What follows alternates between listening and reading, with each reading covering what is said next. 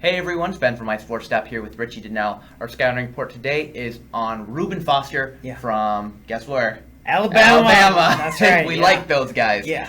What do you like about him? Yeah, there's a lot to like about him. Reuben Foster, to me, he's this year's. He's not the top player that goes with Myles Garrett, but he's right there. I mean, this guy is a franchise changer. He's a leader. He's a guy who can step in day one.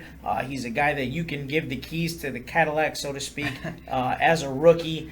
Let him wreak havoc and just continue to develop him from there on out, because this guy's looking to be one of the best just based on ability alone. Yeah, I know you like to say this kid is unreal. Yes. A lot of people, but this kid is unreal. He is unreal. He is great. Yes.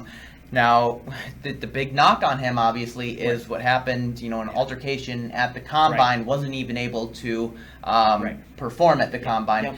That's a little bit of a character issue there. It is, but teams don't seem to care. From even after the Combine, when you look at who's going to visit him, who's interviewing him, who's bringing him in for workouts and stuff like that, you're still seeing teams like the Chicago Bears at number 3, the Jaguars at 4, the Jets. You know what I mean? You're still seeing these top 10 teams doing due diligence, obviously, to figure out what happened. But that's because this kid is just that talented. If that didn't happen at the Combine, you're probably talking about, there's no question he's a top 5 prospect. Now getting drafted top 5 is different, but he would have been locked top 5 prospect ranked. Okay, so who do you have him compared to? Yeah, I have him compared to one of the all-time greats. That's Ray Lewis, because Ray Lewis wasn't I guess he wasn't a hole, so to speak, in coverage. He could drop back in coverage when needed. He wasn't necessarily going to get you a ton of interceptions, but more importantly, he drove on the ball, and when you came across the middle, you knew where 52 was, and that's very much the same with Reuben Foster. He's a guy that's going to explode on anything in front of him, and he's just going to make sure that you don't come back, and you're gonna know where he is every single play, because he's going to light you up if you don't.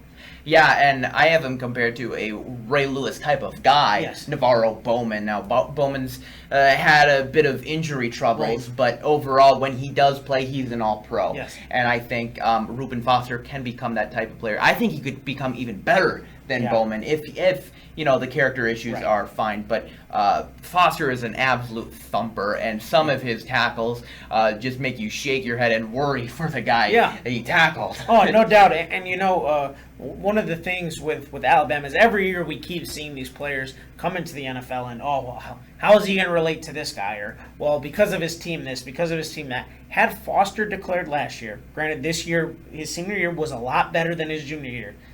Last year, he probably would have been the top inside linebacker taken. Yeah. And they said he was by far better than Reggie Ragland, his teammate, who was graded out as a first-round player, ended up going in the second round due to injuries. But they said he was the better of the 2 linebackers that played right next to each other on the same team. And the only thing Foster did was improve on that draft stock by going back to Alabama and having a tremendous year this year as a senior.